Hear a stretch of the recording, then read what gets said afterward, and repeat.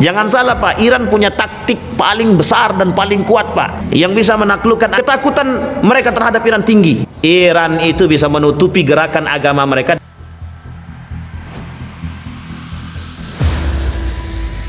Alhamdulillahi Rabbil Alamin. Alhamdulillahilladzi an'ama bi ni'matil iman wal islam bihima tatimmus salihat.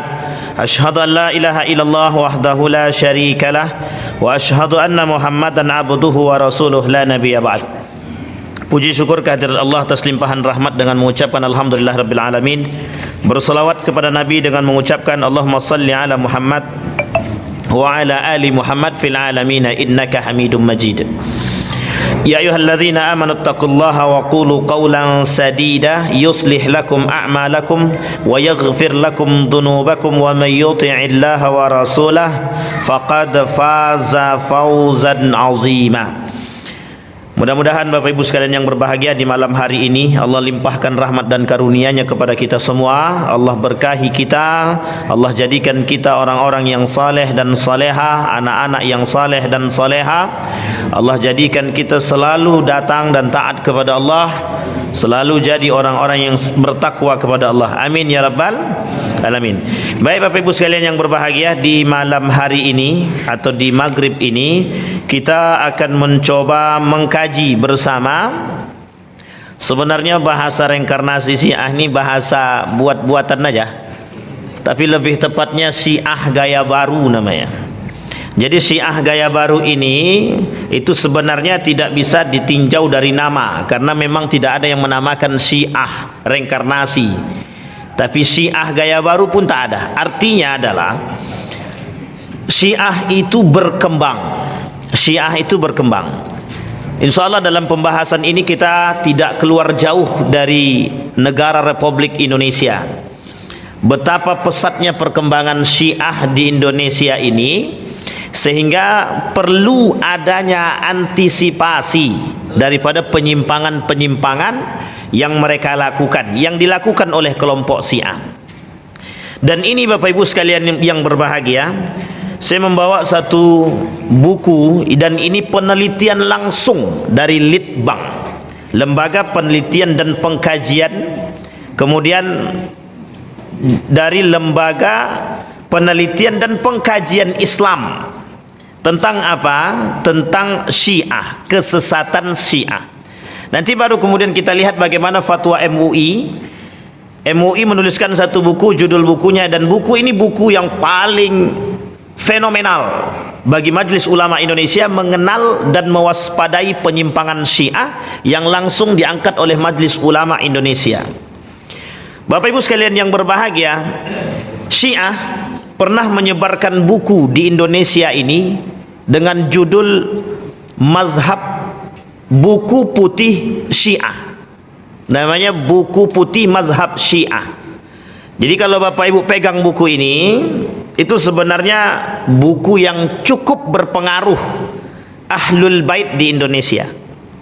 Yang kedua, kalau Bapak Ibu sering melihat buku judulnya Tanyalah Aku Sebelum Engkau Kehilangan Aku, pengarangnya saya lupa, tapi buku itu untuk menunjukkan al-hikam, kebijaksanaan daripada Ali bin Abi Thalib, itu penulisnya asli Syiah, orang-orang Syiah. Dan banyak lagi buku-buku Syiah itu tersebar, banyak sangat, dengan bahasa yang halus, bukan bahasa yang kasar. Karena kalau mereka bahasakan kami Syiah, banyak orang tak mau baca buku tersebut, sehingga butuh ada gejolak-gejolak pemikiran berkembang di kalangan masyarakat sehingga bisa diterima. Saya sangat yakin sekali kita semua yang ada di sini pernah sangat mendengarkan lagu Haddad Alwi. Tahu ya Bapak Ibu ya? Ya Taibah, Ya Taibah. Pernah dengar Bapak Ibu?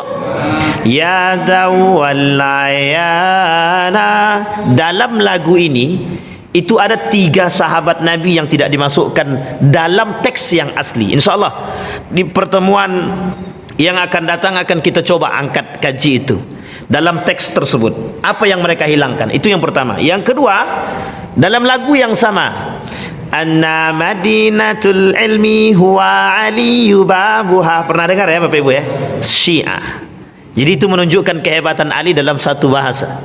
Jadi Bapak Ibu sekalian yang berbahagia, insyaallah kita akan coba tengok besok dalam bahasan-bahasan syair-syair yang pernah dibacakan dan kemudian menjadi populer di telinga kita di kalangan orang-orang ummiyallahnan syukuru wa nasyidan dauman anshuduhu, sampai hafal saya Bapak Ibu. Bapak Ibu tahu lagu itu di dalam Syiah, ibu itu adalah pegangan utama. Dulu Bapak Ibu, ketika pemilihan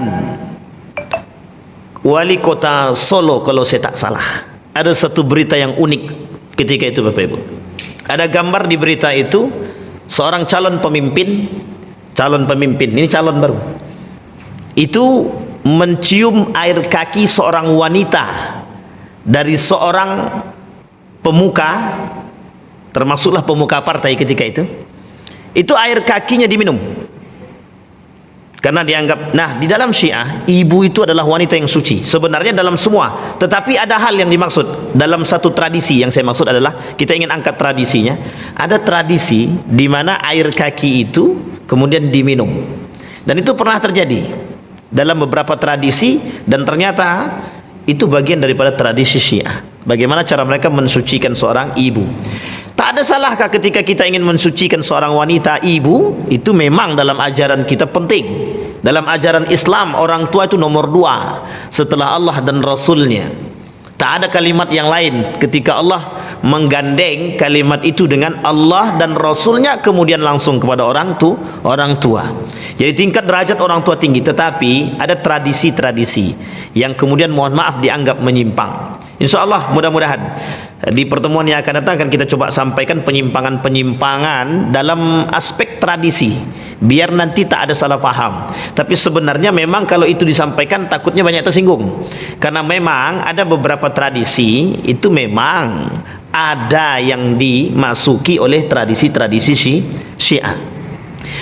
Bapak Ibu sekalian yang berbahagia, saya ingin pantau 2 hal. Saya ingin memberikan 2 hal. Yang pertama, kita ambil kota Sumatera Barat. Bapak Ibu tahu Sumatera Barat ya? Sumatera Barat itu cenderung kepada Minang. Memang sukunya Minang. Sumatera Barat dulu dipegang oleh Imam Bonjol. Pernah dengar ya? Sebelum kedatangan Imam Bonjol, sebelum Imam Bonjol ada atau sebelum Imam Bonjol datang, itu Sumatera Barat konteks keagamaannya atau pegangan mazhabnya itu masih merujuk kepada mazhab Imam Syafi'i. Tapi kemudian setelah Imam Bonjol datang, itu berpengaruh terhadap pola pikir masyarakat yang kelak sebagian besar daripada orang-orang Minang itu berorganisasikan Muhammadiyah. Tapi karena kecondongan Muhammadiyah dengan Imam Bonjol. Imam Bonjol itu pernah menuntut ilmu di tanah Mekah, tanah Arab. Oleh sebagian kalangan dikatakan sempat menimba ilmu dari guru-guru yang memang bermadhabkan Imam Ahmad bin Hambal. Sampai di sini paham ya? Tapi Imam Bonjol tidak Wahabi, jangan salah paham. Tetapi Bapak Ibu sekalian yang berbahagia, itu 2. Yang pertama, yang kedua ada namanya Aceh. Jadi di sini Bapak Ibu yang harus kita pantau dalam sejarah itu, di Aceh itu mazhab Imam Syafi'i. Mazhab Imam Syafi'i. Sebelum kedatangan para pemuka agama, pernah terjadi kedatangan, mohon maaf, ada kelompok-kelompok para ulama yang datang dari Persia, dari Mesir. Sehingga mohon maaf, sebagian kecil itu ada yang mengatakan bahwa sempat masuknya pemahaman Syiah Fatimiyah. Nah, ini yang kemudian menjadi persoalan kita. Jadi Bapak Ibu, di Indonesia itu perkembangan Syiah pesat. Hanya saja mereka tidak memakai jubah Syiah. Mereka tak pakai jubah Syiah. Kalau Bapak Ibu datang ke Jakarta, itu orang Syiah tinggi sekali, banyak sekali. Cuma kita tidak bisa lihat. Kenapa? Karena memang mereka hampir sama dengan kita. Ini yang susah. Makanya kemudian perlu dibahas tentang kesesatan Baik. Sebelum itu kita akan coba dulu angkat. Ini ada buku kecil Bapak Ibu dari Lembaga Penelitian dan Pengkajian Islam. Kita akan coba tengok di mana letak kesesatan Syiah, sehingga nanti kita perlu di mana mereka mengembangkan itu. akidah, ibadah dan akhlak Syiah. Baik, kita coba baca pemahaman Syiah terhadap siapa? Inilah sumber hukum bagi orang-orang Syiah. Yang kedua, hadis Rasulullah sallallahu alaihi wasallam itu sumber. Bagi Syiah itu sumber. Tetapi Bapak Ibu, kenapa saat ini ada pertentangan di kalangan para ulama? Mengapa? Kata orang Syiah, kenapa orang-orang Sunni tidak pernah mau pakai hadis-hadis yang diriwayatkan oleh Ali bin Abi Thalib? Ini pernah disampaikan Dr. Mawardi ketika dalam PKU, Pendidikan Kadar Ulama. Jadi ketika pendidikan kadar ulama di Pekanbaru di Hotel Grand Suka kalau saya tak salah, itu pernah disampaikan oleh beliau. Salah satunya tentang Syiah ini. Kata beliau, ada pertanyaan. Ada banyak hadis yang dilakukan oleh Syiah, ditipunya, dirubahnya. Sehingga kenapa para ulama ragu untuk menggunakan hadis tersebut? Karena ada sebab. Ditakutkan ada hadis-hadis yang oleh para Syiah itu sudah dirubah. Kita ambil contoh hadis yang sangat terkenal Bapak Ibu. Ini sangat terkenal. Tafakkaru fil khalqi wa la tatafakkaru fil khaliq. Pernah dengar ya hadis ini Bapak Ibu? Tafakkaru fil khalqi wa la tatafakkaru fil khaliq. Berfikirlah kalian tentang ciptaanku, tapi kalian jangan pernah berfikir tentang siapa Khalik, sang pencipta. Kenapa? Kalau kalian berfikir tentang sang pencipta, tidak akan sampai. Tapi kalau kalian berfikir tentang apa yang diciptakan oleh sang pencipta, itu penting. Hadis ini diriwayatkan oleh Ali bin Abi Thalib. Hadis ini diriwayatkan oleh Ali bin Abi Thalib. Tetapi hadis ini itu lengkap, panjang sekali, tapi kemudian dipotong. Sampai sini paham ya? Nah, ditakutkan oleh para ulama, yang ditakutkan oleh para ulama ketika itu, banyak hadis-hadis yang diriwayatkan oleh Ali bin Abi Thalib yang sudah dirubah. Kenapa? Karena mereka merujuk kepada pemahaman Ali bin Abi Thalib sebagai orang yang mereka agungkan ketika itu. Sampai di sini paham ya Bapak Ibu ya? Ini Syiah. Makanya Bapak Ibu, Syiah itu Jalaluddin Rahmat, seorang pimpinan almarhum, dia sudah meninggal. Tapi beliau pemimpin Ahlul Bait di Indonesia. Namanya Abi, Ahlul Bait Indonesia. Mereka tak mau dikatakan Syiah, tapi mereka mau dikatakan Ahlul Bait Indonesia. Dan ini ada sejarah. Sama halnya di Malaysia itu mereka tak mau disebut dengan Syiah, tapi mereka disebut dengan Ahlul Bait Indonesia. Karena menurut mereka Syiah dan Ahlul Bait Indonesia itu berbeda. Nah, ini perlu dipahami Bapak Ibu. Kalau Bapak Ibu ketemu Abi, itu mesti kelompok-kelompok turunan ke bawah itu Jalaluddin Rahmat. Dan beliau menuliskan buku-bukunya cukup baik itu. Dan dibaca, mohon maaf, buku beliau Jalaluddin Rahmat itu menjadi pegangan oleh kaum-kaum liberal dalam dunia pemikiran Islam. Dan jangan salah, sehingga tolak ukur mereka ada gitu. Dan beberapa kitab-kitab tertentu itu banyak, mohon maaf, kitab-kitab itu memang berasal dari Syiah. Dan ini nanti merujuk kepada sejarah ketika Renaissance Islam di Iran. Nah, ini harus dipahami, kebangkitan Islam dari tanah Iran. Jadi tidak disalahkan, memang Khurasan itu bagian akan bermuncul ketika itu. Pada masa Daulah Abbasiyah itu bermunculan orang-orang pemikir-pemikir muslim itu, ilmuwan-ilmuwan muslim itu yang disebut dengan Renaissance tadi, itu memang dari jalur situ. Irak, Iran, dan perbatasan Damaskus, Baghdad, memang dari situ. Yang identik kelak itu sebagai tempat perkumpulannya masyarakat Syiah. Maka dalam, mohon maaf, ketika para pemikir dan peneliti mengatakan Renaissance Iran, ya memang begitu mereka mengatakan. Sehingga pernah dikatakan Iran itu dianggap tempat munculnya para ilmuwan. Nah, sehingga mereka berkata demikian. Lalu kalau Iran tempat muncul para ilmuwan, kami pernah mendiskusikan itu dengan salah seorang profesor ketika itu. Apa kata profesor tersebut? Jangan salah, ilmuwan-ilmuwan muslim itu banyak yang muncul dari Syiah. Ya, tak salah memang. Ibnu Sina itu Syiah. Ibnu Sina itu Syiah. Ibnu Khaldun itu pernah dikatakan Mu'tazilah, tapi telah dikonter kembali oleh para murid-muridnya. Ibnu Khaldun masuk kalau tak salah dalam mazhab Imam Syafi'i, kalau saya tak salah. Dan ada beberapa yang lain, banyak itu. Ada namanya Ibnu Hayyan. yang juga dianggap Syiah. Ada namanya Zamakhsyari, dianggap Mu'tazilah.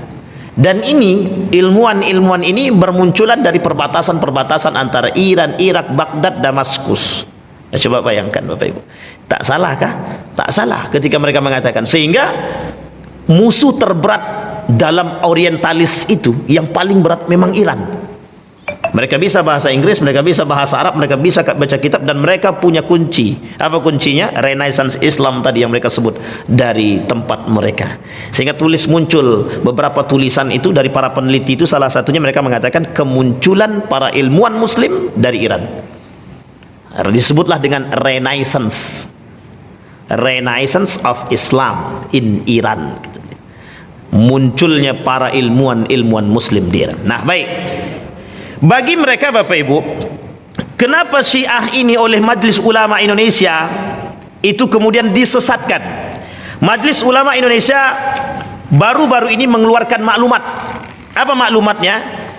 Terkhusus yang di Pekanbaru, mereka ingin gerilya keliling masjid tentang aliran-aliran sesat. Bahkan mereka mengatakan ada 10 kriteria tentang aliran sesat. Dan Bapak Ibu, di Indonesia ini aliran sesat banyak. Salah satu daripada Majelis Ulama Indonesia kata, orang sesat itu, aliran sesat itu yang ada di Indonesia adalah Syiah.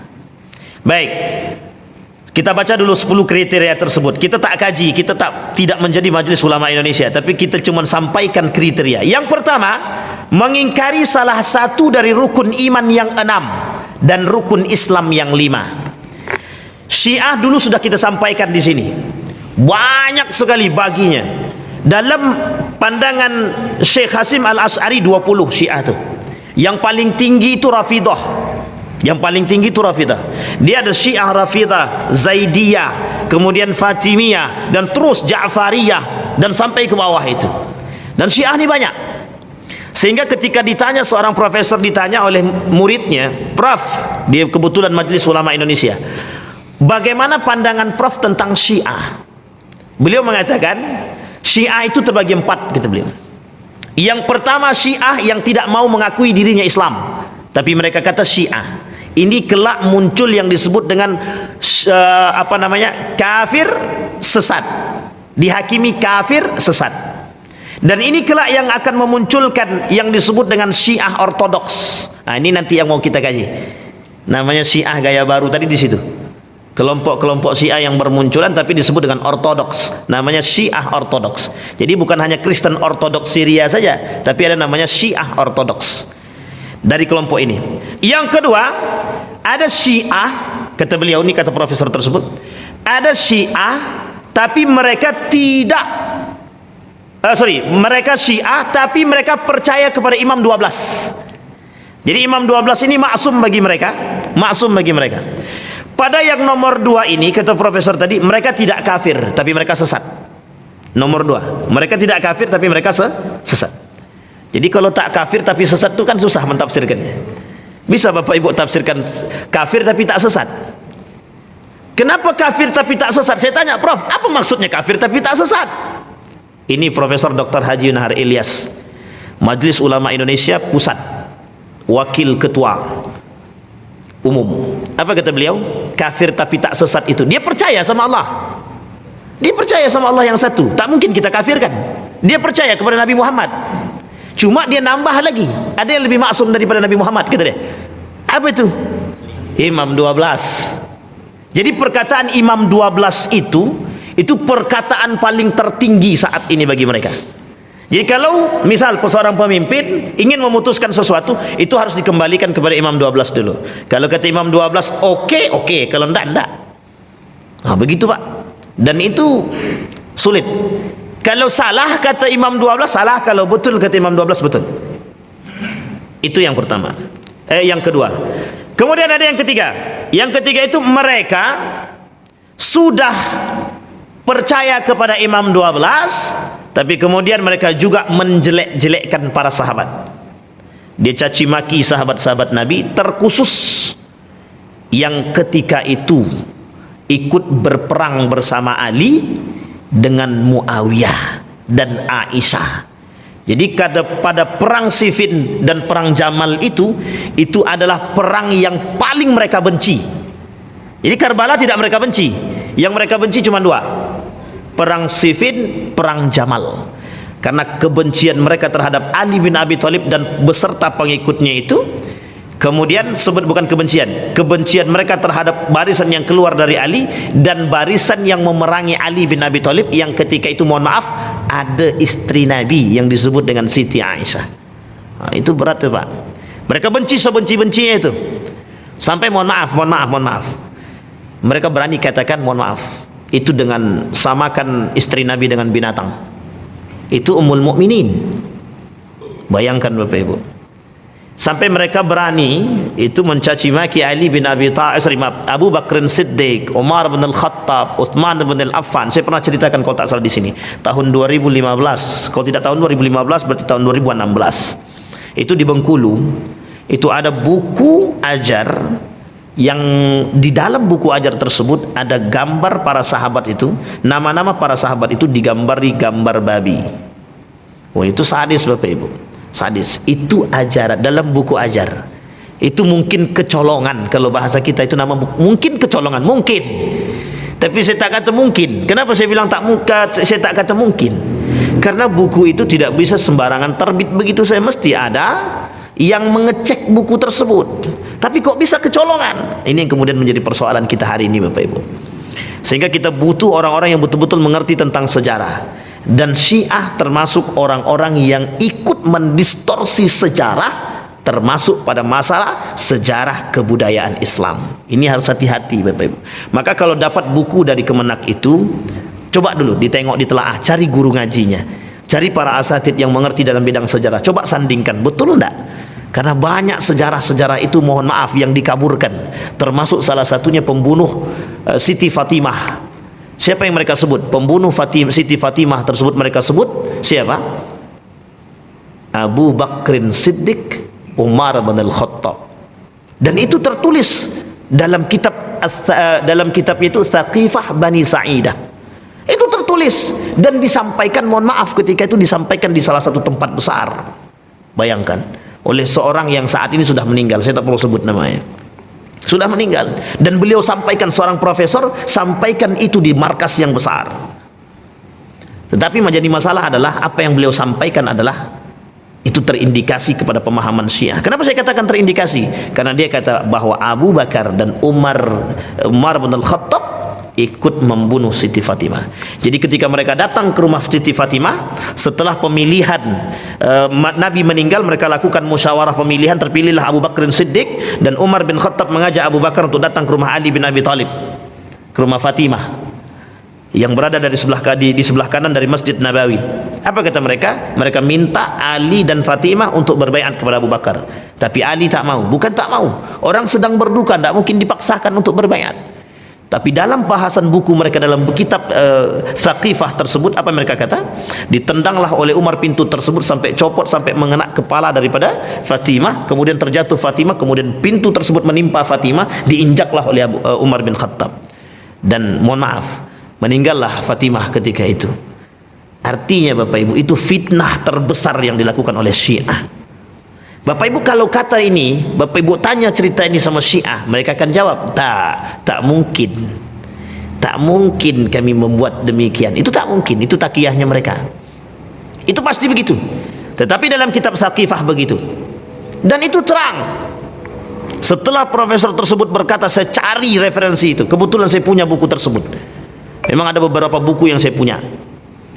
Kemudian kita lihat, dia ada kitab Nahjul Balaghah juga namanya. Nah, di dalam kitab Nahjul Balaghah itu tentang hikam-hikamnya Ali. Dan itu terdapat Bapak Ibu dalam kitab Thaqifah. Itu betul. Pernyataannya memang begitu. Umar bin Al-Khattab atau Abu Bakar tadi dikatakan pembunuh Fatimah. Yang menyebabkan, bukan pembunuh, yang menyebabkan kematian Fatimah. Di sini kemudian bahasa fitnah yang muncul. Memang ketika itu Umar bin Al-Khattab dan Abu Bakar datang untuk meminta pembaiatan, tapi mereka tidak memaksa. Kenapa? Karena mereka tahu ketika itu Fatimah dan Ali dalam keadaan berduka. Sebenarnya bukan Fatimah dan Ali yang berduka, semua umat muslim ketika itu. Maka tak lama kemudian 6 bulan meninggallah Fatimah. Setelah meninggalnya baginda Nabi Muhammad SAW, dalam beberapa riwayat itu, sejarah itu, meninggallah Siti Fatimah. Mulai dari situ kebencian, Pak. Ketika mereka kalah, Ali kemudian disakiti, di situ mereka benci terhadap para sahabat Nabi, termasuk Abu Bakar, termasuk Utsman, termasuk Umar, termasuk Muawiyah, anaknya Muawiyah, termasuk Ibnu Umar, termasuk Zubair bin Awam, termasuk Abdullah bin Zubair. Banyak para sahabat yang kemudian dibenci oleh mereka. Bapak Ibu sekalian yang berbahagia, itu bahasan Syiah, kebencian mereka terhadap sahabat yang nomor 3. Maka majelis ulama mengatakan yang nomor 2 itu sesat tapi tak kafir. Mereka masih percaya kepada Rasulullah, mereka masih beriman kepada Allah, mereka tak kafir tapi sesat. Tapi kata profesor tadi ada yang keempat. Yang keempat ini ada orang Syiah, tapi mereka disebut, itulah yang sebut tadi, mereka tak pengen disebut Syiah, tapi mereka adalah Ahlul Bait Indonesia. Ahlul Bait saja. Mereka ingin disebut dengan Ahlul Bait. Apa maksudnya? Ibadah mereka sama dengan kita, cara solatnya sama dengan kita, sama, Pak. Tetapi oleh guru saya Fathur Rahman Kamal LCMA, kata beliau, sebagai Majlis Tabligh Pimpinan Pusat Muhammadiyah, apa kata beliau? Yang namanya Syiah sesat, kata beliau. Harus berani, kata dia. Sehingga beliau ketika itu dalam orasinya di tempat umum, di publik itu, beliau sampaikan Syiah sesat. Sehingga muncul Bapak Ibu buku tentang ini, Bapak Ibu, bahwa keras, muncul berbagai macam tulisan bahwa Syiah sesat. Kenapa begitu? Meskipun mereka sama kayak kita, itu hanya bagian kecil, Bapak Ibu. Ternyata Syiah yang seperti itu hanya sedikit daripada yang lain. Bahkan di Indonesia ini, Ahlul Bait Indonesia itu mereka lebih condong kepada Syiah. Memang secara lisan mereka tak mengatakan kebencian mereka terhadap para sahabat Nabi, tetapi secara perbuatan mereka enggan mengakui kehebatan para sahabat. Tak mau mereka, Pak, tak mau. Nah, jadi Bapak Ibu sekalian yang berbahagia, sehingga muncul pemahaman yang dikeluarkan oleh Majelis Ulama Indonesia. Nah, itu yang pertama, aliran sesat dalam Majelis Ulama Indonesia. Kriteria yang pertama, mereka tidak percaya kepada rukun iman yang 6 dan rukun Islam yang 5. Betul, karena mereka masukkan satu di antaranya. Apa itu? Imam 12 tadi. Imam 12 itu yang paling tertinggi menurut mereka. Kemudian dalam azan mereka itu mesti ada Ali bin Abi Thalib, karamallahu wajhah, kata dia. Baik, yang kedua kata Majelis Ulama Indonesia, meyakini atau mengikuti akidah yang tidak sesuai dengan dalil syar'i, Al-Quran dan Sunnah. Jelas Bapak Ibu, bahasannya begini Bapak Ibu, apa yang keluar dari lidahnya Imam 12 itu berarti itulah yang mereka yakini. Sehingga keyakinan mereka terhadap Imam 12 itu lebih daripada, mohon maaf, lebih daripada Tuhan. Ya, sehingga ini mesti dah sesat kalau Syiah. Karena kita mengkaji Syiah, meyakini turutnya Al-Quran, wahyu setelah Al-Quran. Jadi mereka jadi gini Bapak Ibu, Syiah itu ada beberapa versi yang paling kuat itu mengatakan begini. Jadi mereka itu sebenarnya percaya itu sebenarnya yang berhak jadi Nabi bukan Muhammad. Ada sebagian Syiah itu yang percaya bahwa yang berhak jadi Nabi bukan Muhammad, tapi Ali bin Abi Thalib. Ini parah itu dah parah. Padahal waktu itu tak masuk akal, tapi ada yang meyakini, tapi tak masuk akal. Kenapa? Karena waktu itu Ali masih kecil. Dan ini oleh para ulama dibantah. Cara para ulama membantah itu keluar dari konteks akal, kata dia. Kenapa Ali waktu kecil? Tak mungkin Ali dikatakan lebih daripada Muhammad. Ketika itu Nabi Muhammad berumur berapa baru dibaiat jadi Nabi? Nabi berapa? Umur berapa Nabi dibaiat jadi Nabi? 40. Ketika Nabi berumur 40, wahyu belum turun. Disitulah kemudian mereka beranggapan bahwa Allah salah turunkan wahyu. Allah salah turun. Dan itu mohon maaf Bapak Ibu, dari sebagian kaum liberal yang ekstremis itu meyakini karena ada faktor pengaruh orientalis, mereka anggap betul wahyu itu salah turun. Allah salah turunkan wahyu, seharusnya Allah turunkan wahyu itu kepada Aristoteles, Plato, kata dia. Nah, itu parah itu Bapak Ibu. Saya dulu termasuk orang yang ikut berkecimpung dalam dunia liberal meskipun tidak lama begitu. Ya 2 tahun lah, cukup juga lah.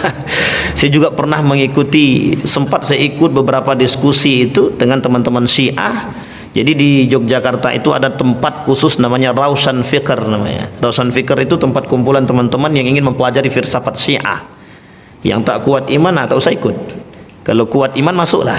Jadi kalau beberapa bulan selesai itu kita bisa dibaiat. Nanti kalau mau ikut jadi Syiah berarti dibaiatlah, dibukalah tirai pembaiatan Syiah itu. Wah itu bahaya Bapak Ibu. Kalau Bapak Ibu mau ikut, monggo lah, pergilah ke Yogyakarta. KM Jakal, jalan Kaliurang kilometer 5,5 itu tempatnya. Tapi di mananya carilah di sana. Insya Allah sudah terkenal itu Bapak Ibu. Pernah dulu gurunya datang ke sini namanya Ustaz Sofwan. Kalau saya tak salah Ustaz Sofyan atau Sofwan, kemudian diusir. Karena dia tahu tanah Melayu ini kencang dengan keislamannya, diusir. Tapi kencang yang itu diusir, yang lain masuk. Tapi bukan memang masuk dari sana. Yang masuk mohon maaf dari beberapa daerah. Ada yang dari Persia, ada yang dari India dan lain sebagainya. Bangladesh kalau saya tak salah itu. Dan mohon maaf mereka mengembangkan satu tempat yang disebut dengan prostitusi gelap. Dan itu mereka yang mengembangkan. Dan itu ada di berita Pekanbaru. Itu ada di berita Pekanbaru. Dan mohon maaf, salah satu tempat yang saat ini kami ditempati di Pondok Pesantren Darul Khair itu dulunya bekas daripada pondok pesantren Syiah yang digerebek langsung oleh Ustadz Dr. Mustafa Umar. Nah, itu yang turun tangan langsung Dr. Mustafa Umar. Beliau pernah sampaikan permasalahan aliran sesat ini sudah lama sekali. Saya pernah balik ke sini. Ketika saya balik ke Pekanbaru, waktu itu saya masih di pondok kalau saya tak salah. Maaf, sudah di Yogyakarta. Balik dari Yogyakarta, nampaklah flyer besar ketika itu, spanduk besar. Yang ngisi ketika itu Dr. Mustafa Umar dan satu lagi guru saya Khalid Muslih, Dr. Khalid Muslih ketika itu, yang membahas tentang apa aliran sesat Syiah. Sudah berapa tahun yang lalu? Sudah 15 tahun yang lalu. Hari ini diangkat kembali 15 tahun yang lalu. Ketika 15 tahun yang lalu itu Syiah di Pekanbaru sedang rame-ramenya itu. Sedang rame-ramenya. Bahkan hampir di setiap pojok itu ada kelompok Syiah, tapi orang tak tahu. Sehingga dulu ada namanya peneliti, saya lupa nama lengkapnya beliau itu, melakukan penelitian tentang Syiah. Ustaz siapa namanya? Ustaz Roni namanya. Nah itu perlu ditarik lagi itu beliau itu, karena kencang sekali pemahaman beliau tentang Syiah, itu perlu diangkat kembali. Karena memang penting Pak. Mohon maaf Bapak Ibu, Syiah itu berbahaya. Nanti kita lihat dari segi mana dia masuk. Syiah juga masuk. Kalau selama ini kita membahas tentang perang pemikiran kemarin, itu Syiah masuk, mereka orang-orang Eropa Orientalis masuk dari segi budaya, bahasa, kemudian pendidikan. Sama Syiah juga begitu. Syiah juga begitu. Nanti Syiah masuk dalam budaya. Yang paling dominan, mohon maaf jangan tersinggung ya, yang paling dominan, yang paling mirip itu hampir Pak, beberapa tradisi-tradisi di Jawa itu, tradisi-tradisi, mohon maaf, NU sebagian kecil itu ada yang hampir mirip dengan tradisi Syiah. Nah, itu yang menjadi masalah itu Pak. Dan Syiah ketika dengan kuburan itu memang begitu cara mereka.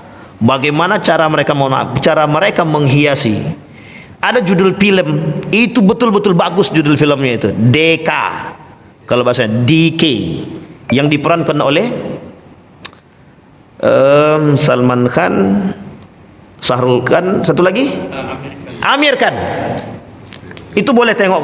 Dan di situ menunjukkan ketika beliau mencari agama itu, ada di situ tradisi-tradisi itu.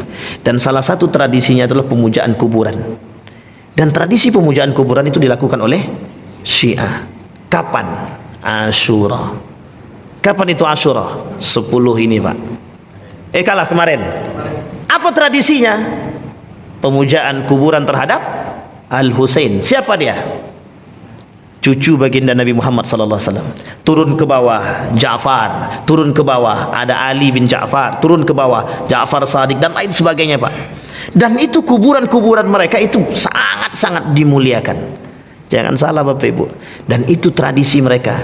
Dan mohon maaf, ketika sampai ke Nusantara, mereka sempat membuat kegiatan-kegiatan tradisi itu, yang ketika itu kental dengan tradisi. Masyarakat Nusantara ketika itu sangat kental dengan tradisi. Memang harus kita sampaikan, memang sangat kental dengan tradisi. Salah satu yang bisa masuk, makanya ketika masuknya Islam ke Nusantara itu memang jalurnya itu. Salah satunya jadi jalur Mesir dan Persia. Dan itu juga dibawa oleh orang-orang Syiah. Nah, itu dari kajian yang lain, itu aspek sejarah. Panjang tuh Bapak Ibu. Jadi sebenarnya bukan reinkarnasi Syiah. Pengen tahu betul kita Syiah gaya baru itu nanti di mananya gitu. Itu yang ketiga. Yang keempat, mengingkari otensitas atau kebenaran isi Al-Quran. Ya, Syiah tidak pernah. Syiah itu selalu meragukan Al-Quran itu. Syiah selalu meragukan Al-Quran.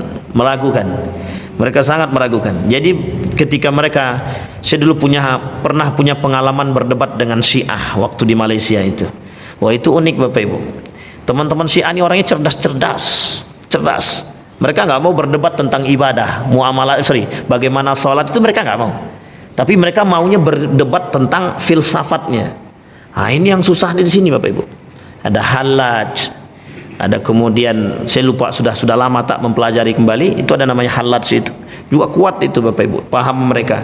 Ada mereka tidak sholat tapi dengan hati saja gitu mereka. Mereka yakini dengan hati saja. Ya, kalau diambil oleh teman-teman liberal dijadikan sandaran pemikiran mereka gitu. Dan ini Bapak Ibu, kapan-kapan saya coba Murtado Mutahhar, baru ingat saya, ada Murtado Mutahhar namanya, seorang ulama Syiah yang sangat terkenal ketika itu, yang itu dijadikan sandaran oleh kaum-kaum Syiah termasuk di Indonesia. Baik, yang kelima, melakukan penafsiran Al-Quran yang tidak berdasarkan kepada kaidah-kaidah tafsir. Dan ini Bapak Ibu, dalam dunia orientalis, mentafsirkan Al-Quran punya metode sendiri yang disebut dengan hermeneutik namanya. Jadi mentafsirkan Al-Quran sesuai dengan sesuai dengan kontekstual, arti sesuai dengan kejadian, dengan keadaan. Jadi bahasa lainnya cocokologi, itu bahasa lainnya. Metode hermeneutik itu digunakan oleh kaum orientalis, atau mohon maaf, orang-orang dulu itu untuk digunakan untuk mentafsirkan Injil. Nah, mereka teman-teman orientalis menggunakan itu, menyamakan metode-metode penafsiran Al-Quran ditambah dengan gaya baru yang disebut dengan hermeneutik. Tetapi orang-orang Syiah tidak. Orang-orang Syiah juga begitu. Tapi mereka tidak ke hermeneutik, tapi apa yang menjadi dasar pemikiran mereka dan disandarkan kepada pemahaman Imam 12 tadi, sekalipun tak sejalan dengan nilai yang terkandung di dalam Al-Quran, mereka betulkan. Asalkan yang berbicara Imam 12. Baik. Itu yang kelima. Yang keenam, mengingkari kedudukan hadis Nabi sebagai sumber ajaran Islam. Tidak semua, tapi sebagian. Kenapa saya katakan sebagian? Karena sebagian lagi di antara mereka menipu hadis Nabi. Nah, itu dia bahasanya Pak. Kita punya buku dulu namanya Ittihamul Ahadis li Ahli Syiah, kalau saya tak salah. Dulu ada buku namanya Tipu Daya Syiah terhadap hadis-hadis Nabi. Tapi unik Pak, apa kata Syiah? Kata Syiah itu begini, Sunni itu melakukan penipuan terhadap hadis Nabi. Mereka tak mau pakai hadis dari Ali bin Abi Thalib dan keturunan Nabi. Kata Syiah, Sunni yang menipu. Kata Sunni, Syiah yang menipu, kata dia. Ini perdebatan Pak di tanah Jawa ketika itu. Apa kata mereka? Oh, itu ramai sekali. Yang melakukan penipuan itu bukan kami, kata Syiah. Ini takiyah mereka Pak. Tapi yang melakukan penipuan terhadap perubahan terhadap hadis-hadis Nabi, kata mereka, adalah orang-orang Sunni, karena mereka tak suka dengan kami, kata mereka. Tapi kemudian Sunni katakan, yang melakukan perubahan itu kalian, kata dia. Jadi tak tahu titik temunya, nggak dapat, nggak akan ketemu Pak, karena saling menyalahkan. Sehingga muncul tulisan oleh Dr. Quraisy Shihab itu, kalau tak salah, mungkinkah Sunni dan Syiah bersatu? Nah, itu tulisan buku itu Pak. Nah, kapan-kapan bolehlah baca sekali-sekali. Tapi harus kuat iman. Yang ketujuh, menghina, melecehkan atau merendahkan para nabi dan rasulnya. Bahasa lain daripada menghina, melecehkan, artinya ketika mereka tak menjalankan, mereka tidak mau berpegang teguh kepada hadis Nabi secara utuh. Mengingkari Nabi Muhammad sebagai nabi dan rasul terakhir. Nah, ini cuma sebagian percaya, sebagian tidak. Tapi memang sebagian besar itu adalah Rafidah yang memang tak percaya kepada Nabi. Bagi mereka nanti ada nabi terakhir, dan nabi terakhir bagi mereka adalah dari kalangan mereka, bukan Nabi Muhammad. Dan ini Bapak Ibu, itu sejalan dengan Bani Israel, atau bahasa lainnya yang tak mau mengakui Muhammad itu nabi. Kenapa? Karena Nabi Muhammad bukan berasal dari diri mereka. Jadi kalau berasal dari golongan mereka, Bani Israel mengakui Nabi Muhammad. Tapi karena Nabi Muhammad bukan dari golongan mereka, dianggap dari golongan yang lain. Karena jalur Nabi Muhammad ke Nabi Ismail itu jauh kali, sampai ke atas itu jauh Pak. masanya itu panjang. Sementara jalur mereka Isa itu tersambung sampai ke Nabi Ishak, Yakub, Ibrahim. Nabi Yakub, Nabi Ishak, Nabi Ibrahim. Itu sampai. Makanya mereka nggak mau ngakui. Sama. Kata Syiah, dalam pemahaman kami, dalam pemahaman guru kami, dalam pemahaman imam kami, akan muncul Nabi terakhir, kata mereka. Nah, ini insyaallah karena ini bukan masalah aliran sesat, kelak kita coba akan kaji. Kita cuma mengkaji ke Syiahnya nanti. 9, mengubah, menambah atau mengurangi pokok-pokok ibadah yang telah ditetapkan syariah, seperti haji tidak ke Baitullah, salat fardu tidak 5 waktu. Nah, ini saya kasih tahu sedikit sejarah Bapak Ibu. Tahun 2006, masih ingat ya Bapak Ibu ya? Apa kejadiannya Bapak Ibu? Terowong Mina, tahu? Terowong Mina yang meninggalkan sekian banyak orang, ratusan ribu manusia yang meninggal. Itu pelakunya Syiah. Semenjak itu ditutup Bapak Ibu. Tapi memang ada unsur politik yang lain Bapak Ibu. Syiah itu tidak hanya masuk dalam keagamaan, nanti Syiah ada di dalam jalur politik, pendidikan, pemerintahan, kemudian dalam dunia keagamaan dan lain sebagainya.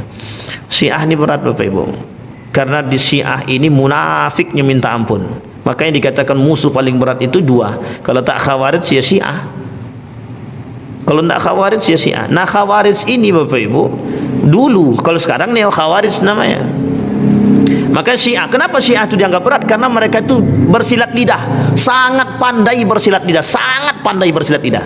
Maka disebut dengan taqiyah. Taqiyah itu pembenaran yang mereka lakukan ketika orang menganggap apa yang mereka sampaikan salah. Bagi orang salah, bagi dia tidak.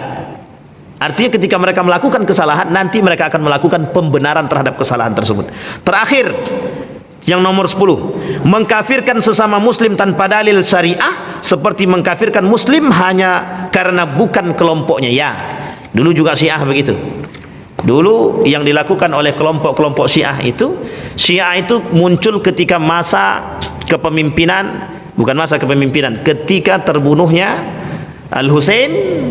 Setelah terbunuhnya Al-Husain pada masa Daulah Umayyah atau dinasti Umayyah, disitulah muncul kelompok yang menyatakan diri mereka sebagai, secara resmi mereka mengakui diri mereka sebagai Syiah.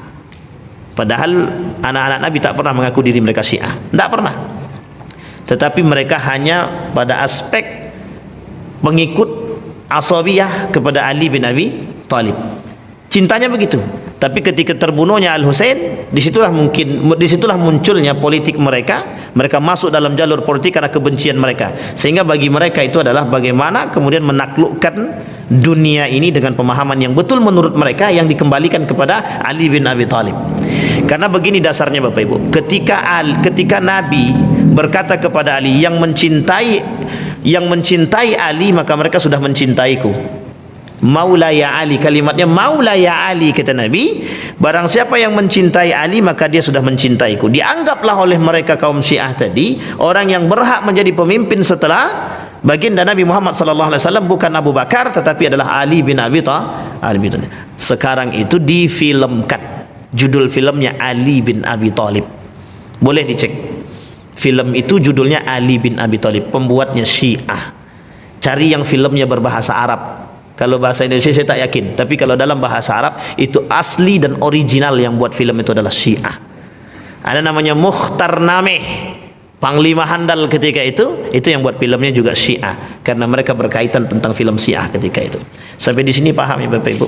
Ini aspek sejarah Bapak Ibu, aspek sejarah. Sehingga para ulama mengatakan, Majelis Ulama Indonesia menuliskan satu buku, mengenal dan mewaspadai penyimpangan Syiah di Indonesia.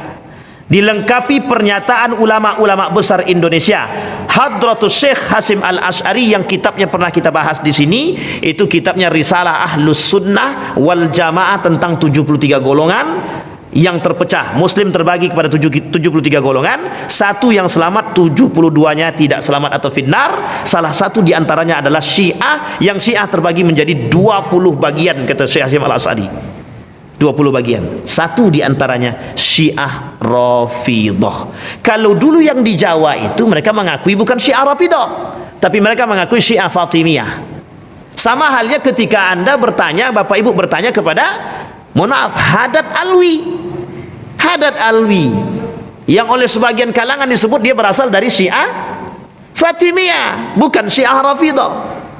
Kenapa kok mereka berbeda dengan Syiah Fatimiyah, berbeda dengan Syiah Rafidah? Karena Syiah Rafidah ini Syiah yang paling ekstrim. Bahkan saking ekstrimnya mereka, sebagian di antara mereka ada yang menganggap diri mereka tidak Islam. Saking cintanya mereka terhadap Syiah itu, sehingga mereka kata kami Syi'i, nahnu Syi'i, walasna Muslim. Kami bukan Muslim tapi kami Syiah. Itu bahayanya di situ, Pak. Tapi apa yang membuat berbahayanya saat ini? Kalau dulu orang kenal Syiah, kalau sekarang Syiah itu tak nampak, sehingga Syiah itu masuk dalam berbagai macam aspek. Antara lain adalah pendidikan, kemudian masuk dalam jalur politik. InsyaAllah nanti ketemu lagi kan kita bahas Syiah dalam kontestasi politik di Indonesia. Itu bahas, Pak. Mereka masuk sangat. Bahkan mohon maaf, Syiah itu ikut gabung kepada kelompok-kelompok pemegang terkuat. Kenapa? Karena mereka ingin ambil posisi. Kalau mereka bisa ambil posisi, mereka bisa menang. Jangan salah, Pak, Iran punya taktik paling besar dan paling kuat, Pak, yang bisa menaklukkan Iran, Pak. Paling takut dengan Iran, blokade, kata Iran. Kita blok itu goyang, Pak, Amerika, Pak. Pernah terjadi, pernah. Ketika Amerika berperang dengan Iran, cuma satu kalimat yang dimunculkan oleh Iran, di bloknya, Pak. Ketika blokade Selat Hormuz terjadi itu, habis, Pak, Amerika langsung turun. Kenapa mereka takut? Jalur minyak, jalur masuknya minyak itu ditutup. Tidak berani mereka. Ketakutan mereka terhadap Iran tinggi. Bahkan Iran berani mengancam dengan apa namanya itu, nuklir. Padahal kebenarannya ada atau tidak kan kita nggak tahu.